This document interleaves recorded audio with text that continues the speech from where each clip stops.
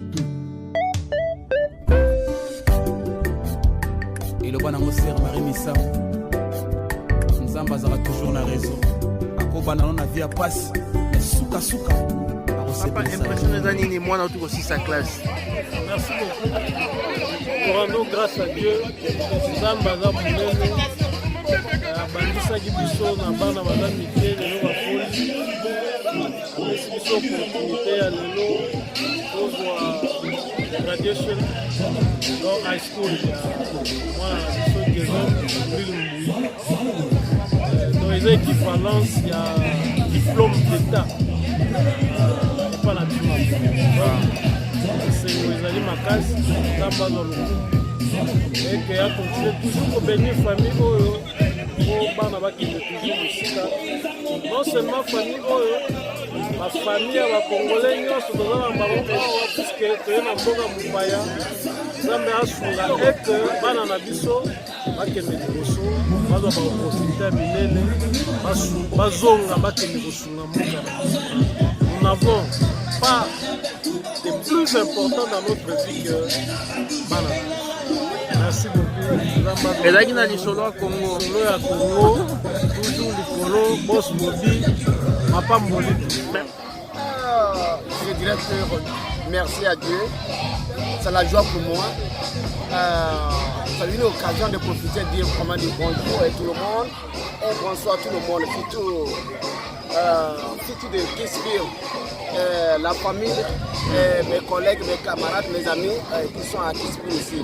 C'est la joie pour moi que mes deux enfants et l'enfant de quelqu'un, un frère à Boubou, et tout le monde, ils ont eu leur high school, ça des graduation aujourd'hui. C'est la joie pour moi. Bokoeba bosolo ekosikola bino. Bosolo Congo.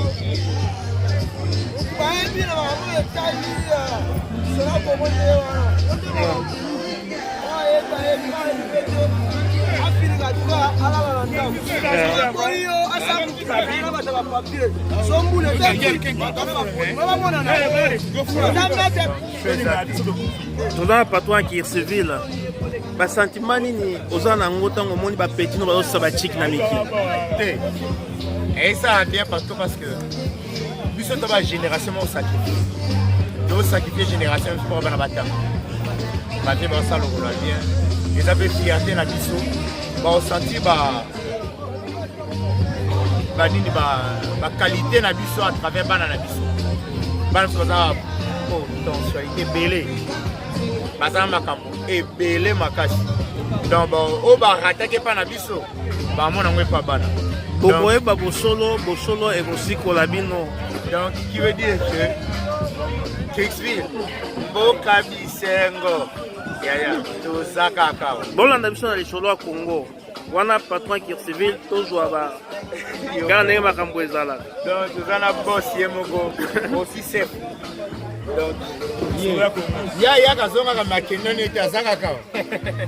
O bakenda pulo. Bato misusu bakenda mais touché à Civil donc bazar. Mboko ça biso neza. Donc so il conseille ça conseil. Ceux qui a contribué de contribuer moi 20 moi 10 yaka likambo so il fait so matanga to assista. C'est la famille. Bokoeba bosolo ekosikola bino na matanga bomonaki cotisation mais na musika. Et lelo toza na fête ba comprendre que no bana il faut ba sisatik. Makambo eza. Remerciement fait ici na remercier makasi. Remercie Diane. Félicitations, bro. Remedi Diane, félicitations. Star Amboka. On salue biso plaisir makasi. Surtout parti à Remedi Diane, on a tindelanga. On a posté moi là. Ouais, ben là, il y a motema, aïe bébé. Remedi Diane, il y a motema, donc je suis fier de toi, bro. Je suis vraiment.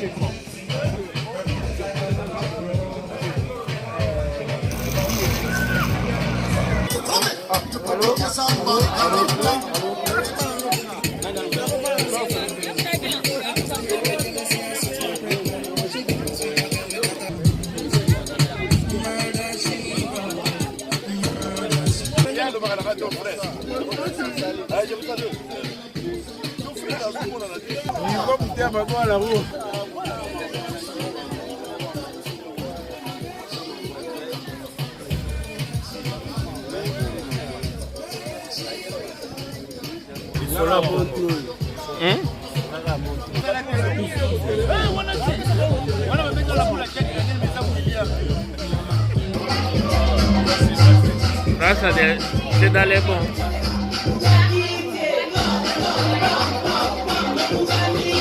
Et là, ça c'est bon.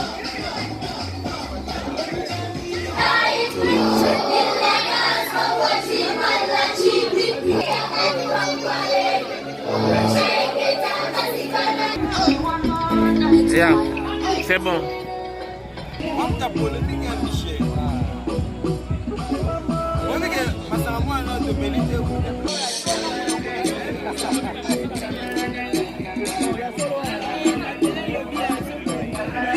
Là, je vais bébé mon cœur.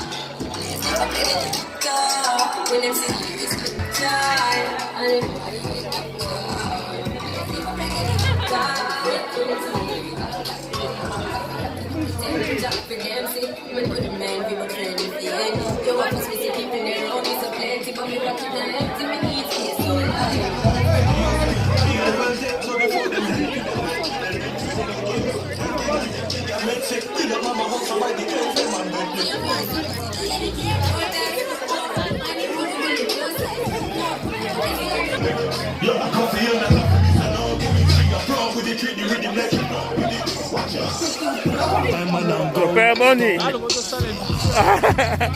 Não no carro. Ah, il faut tout solo là. Ça va parler.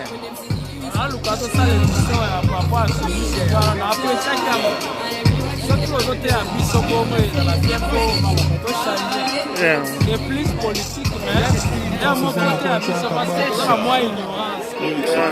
Je dois confondre vérité et nationalisme.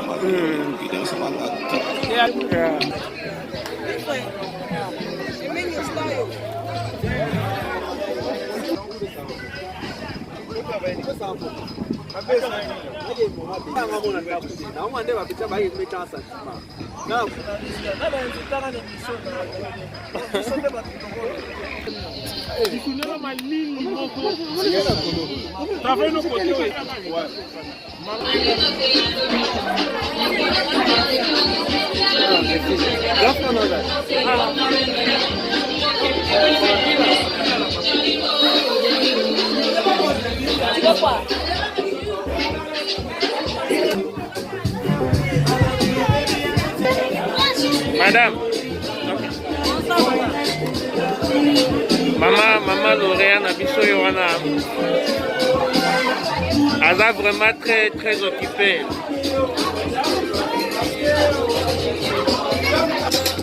Donc, comment?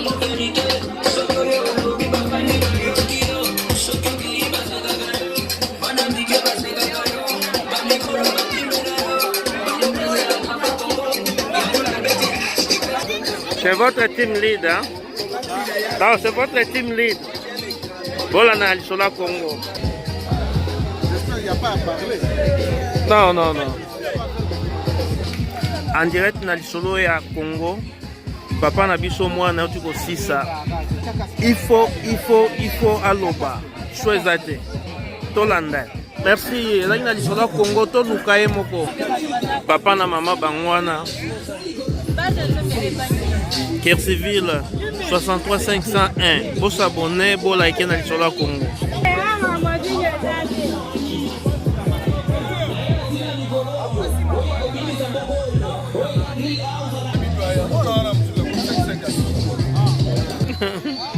Yeah, thank you.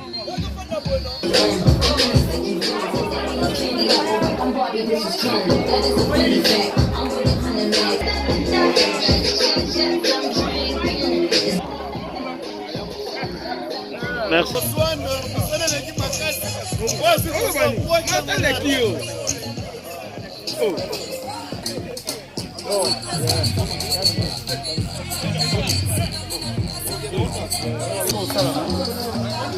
Tala koto.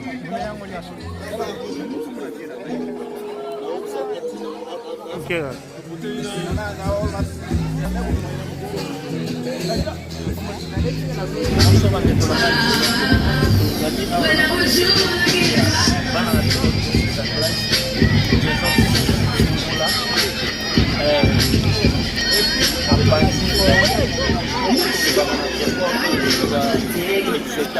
You know